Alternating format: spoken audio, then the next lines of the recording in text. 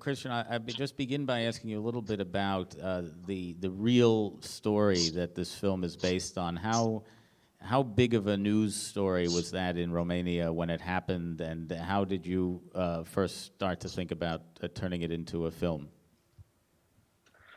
It became very popular, as you can imagine, because it was basically the press that created the story. Which is to say that as soon as it happened, the local press invented a very special and spectacular title. They used this term of exorcism from the beginning, way before understanding what happened. And it was very spectacular, and therefore in 24 hours the press was already an international title in Europe. And it took really a very long while before somebody got the time and interest to come and try to understand precisely what happened.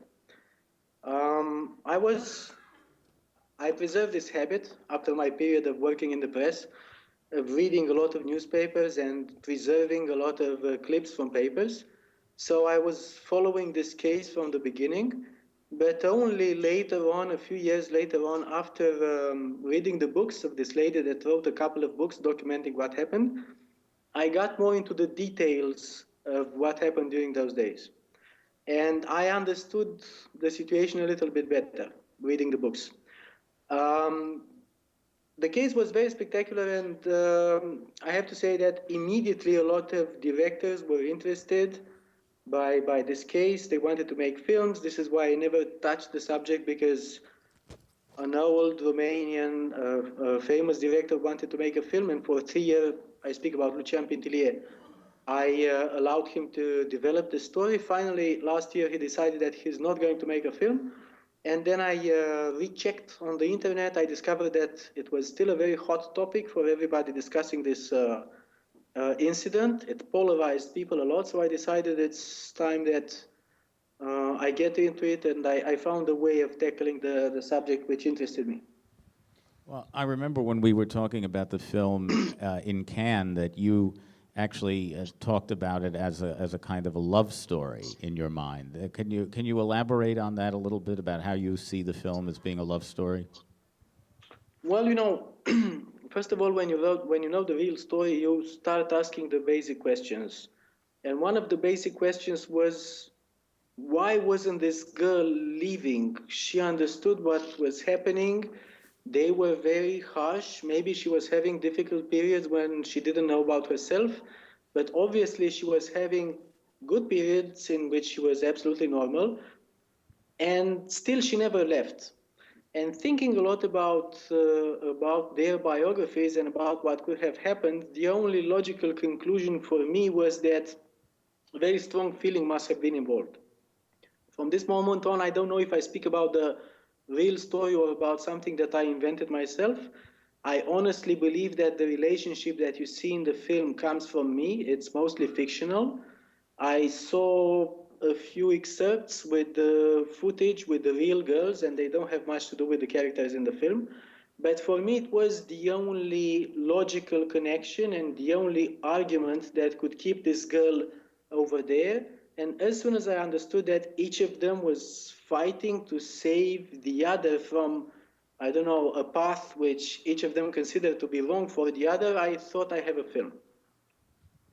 And like your previous film, 4 Months, 3 Weeks, and 2 Days, a lot of this film is shot in very long, continuous takes or sequence shots, as they're sometimes called. Can you talk a little bit about what appeals to you in shooting films that way, and what challenges come with staging scenes in that fashion? Well, first of all, I'm not sure that this way of shooting is suitable for whatever kind of film you're trying to make. But for this film, what I was trying to do is to check if this kind of very long takes could be useful and could be used for periods of fiction which are longer than 24 hours.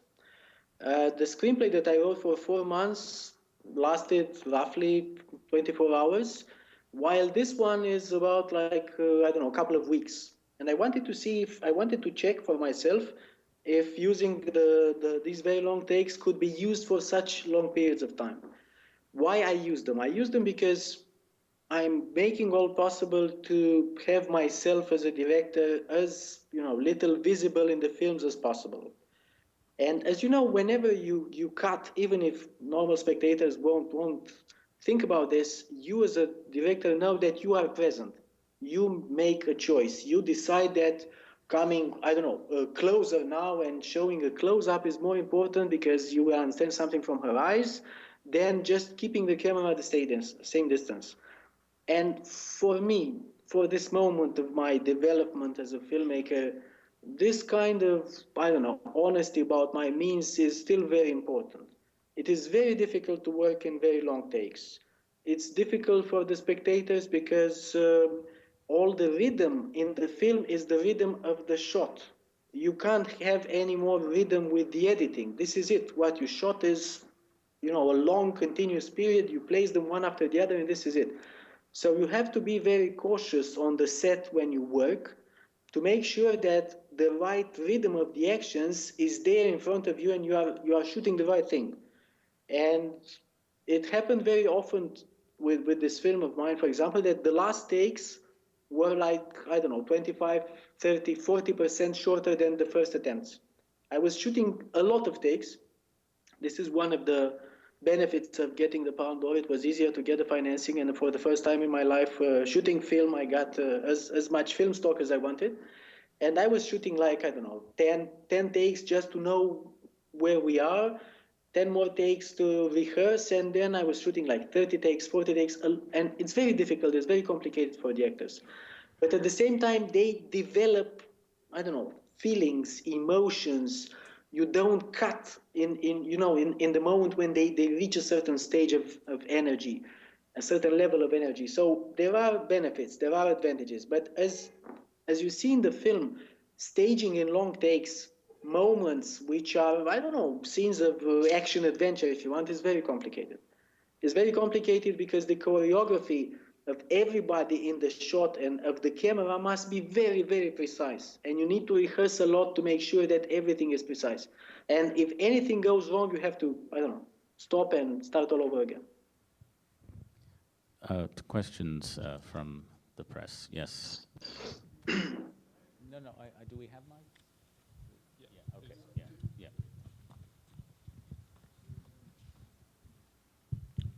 yeah. Couple questions. Did you, since, as you say, you developed a story in your mind that was beyond just the true story, did you have in your own mind a developed backstory beyond just what was reported about the two girls? And when she died, did you have in your mind an idea of what really did cause her death? Because I was thinking that medical condition that they mentioned earlier might have contributed to that, and I was thinking, is that what really caused it, or did you think it was just a matter of her spirit, her losing the spirit?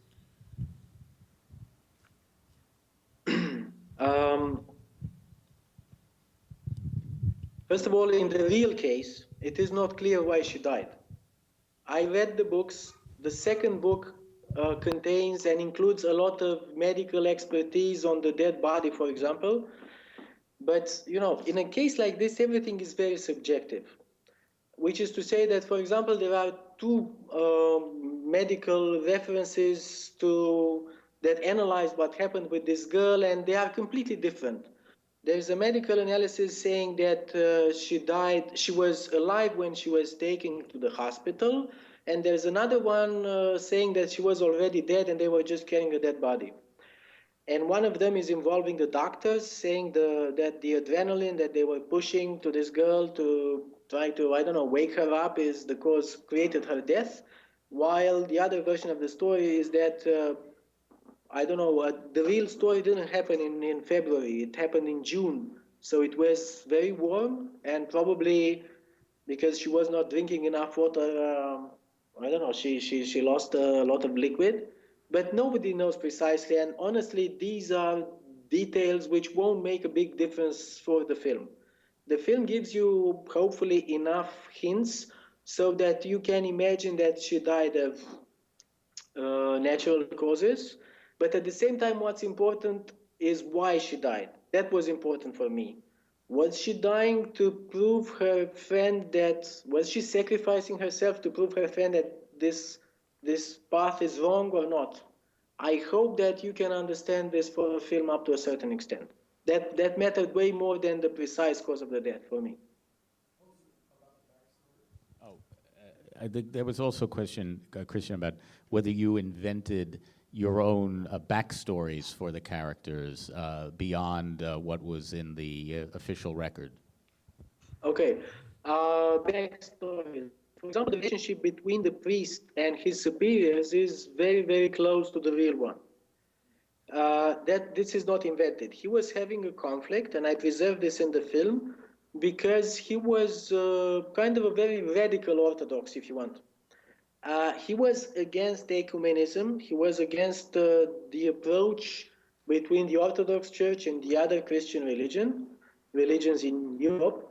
But the character in the film, the priest that I'm having in the film, is very different from the real priest. I never wanted to make a film about an Orthodox Taliban, somebody who is a fanatic, and I decided to create a character who acts in the last second when nobody did, nobody took any kind of measure, nobody did anything, and then he decides to act.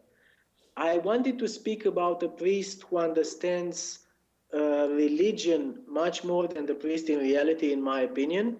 He makes very subtle differences between the appearances of this girl. She looks insane, and the cause of this insanity, which is, kind of a very subtle difference which doesn't belong at all to the real character. While for the girls, the big difference between the real case and the books and the reality is that this relationship that you are seeing in the film was not present in reality in any way. They were friends. What I preserve from the books and from the real case is that they were coming from an orphanage. This is true. She was working abroad. This is true. This I preserved. But this is pretty much it. From this moment on, the kind of relationship and all the motivations for what they did is fictional. Yes,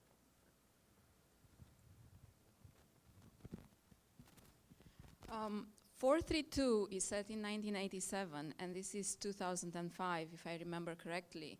And this is a child who grew up in an orphanage and is part of the children who were not aborted at the time. So it's, in a way, it is a legacy there. I'm sure you probably thought that you were going to get this question. In the press kit, you say that this is about the sin of indifference. And the question is, do you think this is, let's say, a legacy from communism, or do you think that this is something that afflicts, the contemporary society as a whole, and it's not really only about, poor societies after a trauma, in the wake of a trauma?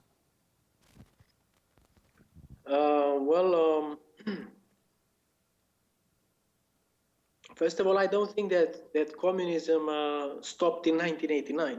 It stopped as a political system, but the consequences will be present for a long while. At the same time, I don't think that the indifference that I speak about is only a result of communism. No, when you grow up and you see around you a society which is very poor, this is going to enhance a lot of social traits that you notice around.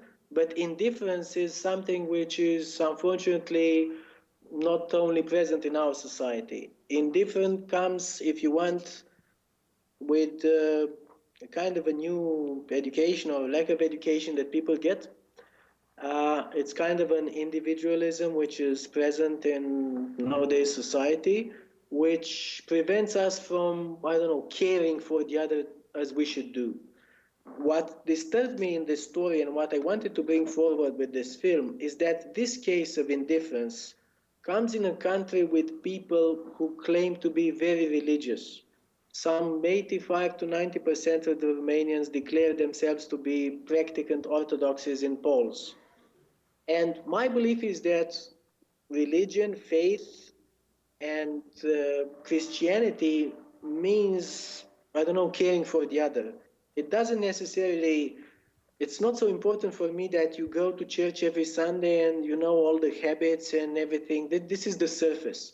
If you really got what's important in the moral sense of the Christianity, then you will understand that you will have to be a social person and you have to involve and help the other, which was not at all the case here.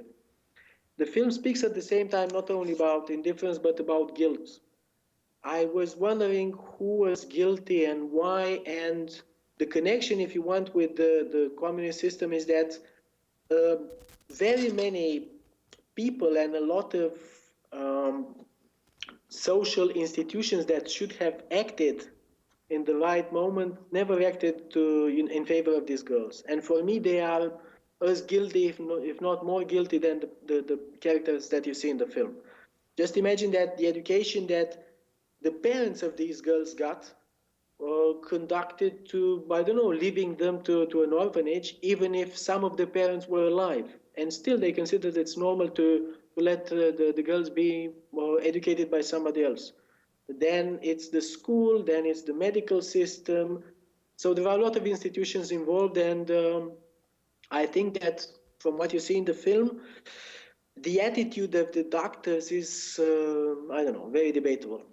As soon as you have a doctor that acts very willingly to help, but mixes personal beliefs, which are irrational, with rational advice, you are going to confuse people, for good.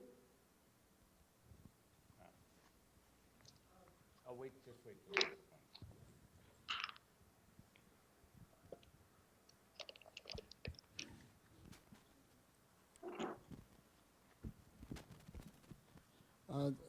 I'm interested in the choice of color to tell this story, and also what is worse, the social control through medication or the social control through religion? I'll start with the second question. If you want any kind of social control, there's not much of a big difference for me between any kind of a social control. The film, if you want, is a pledge for the education that people need to have before being given the right to decide for themselves. It's important that we all decide with our own will about us, about the others which are close to us, but our decisions are valid as long as we got a good education. It's not enough to give people the freedom to decide if you keep them in this state of mind where they don't have information and they don't get education. Then it's a freedom which is incomplete. They are free, but they don't have the means to make the proper decisions. Now, if it's better to, I don't know, this is very difficult to say. But I don't think that there's a very big difference between any kind of social control that somebody over the society is trying to have on people. Even if it comes from the church or if it comes from a civil organism, a civil body, it's not a big difference. The second part of the question was about colors. I decided that I wanted to shoot wintertime. And what you see in terms of colors, if I got the question correctly, comes from a series of choices. One of them at the shooting, as you can imagine, the other one a lot in post-production. I wanted the snow. I wanted the kind of whiteness that the snow would give me. But, there are things that you don't really control in the film. And for us, one of them was the moment when it's going to start snowing. So I decided to shoot wintertime. And I think that the snow came in the right moment for us. And we had the kind of atmosphere that we wanted up to a moment which we can identify with a turning point in the film. And one night it snowed. And we decided that, I made a very slight change in the screenplay. And I am glad that we managed to continue with the part when Voykica awakens, having this kind of whiteness which covers everything. Yes, right in the front here.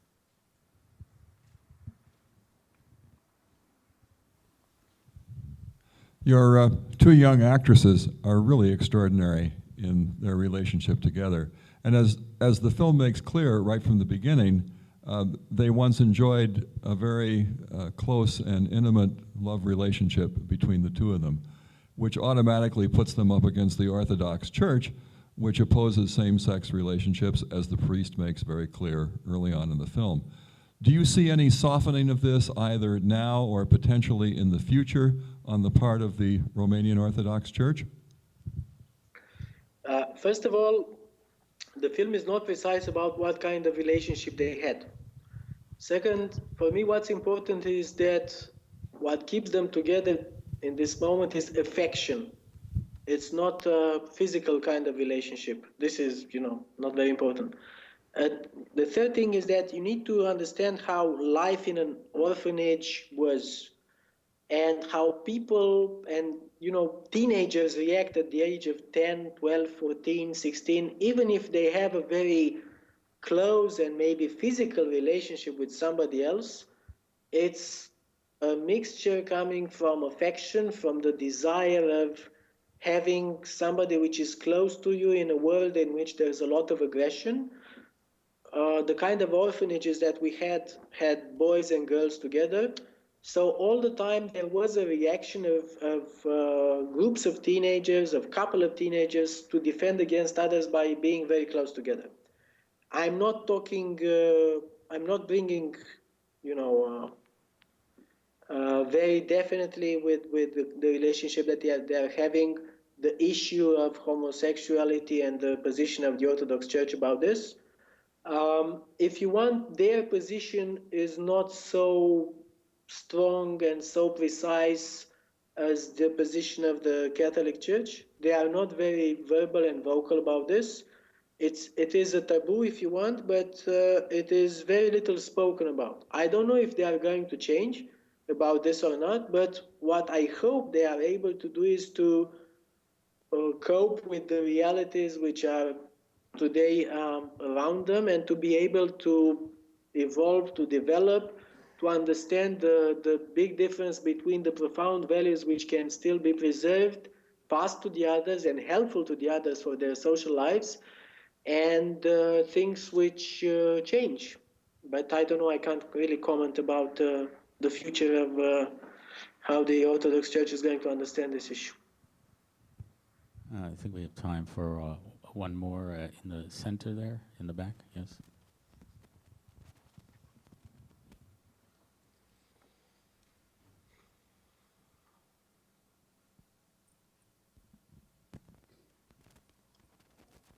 My question is about your decisions of how you show the passing of time, or when you don't show it. So also tying in with your decision to change from June to February, as you said. So the seasons, and also in the end, we don't know how long she was on that board. We're constantly thrown between a timelessness and a very specific time. So could you talk about the timing, please?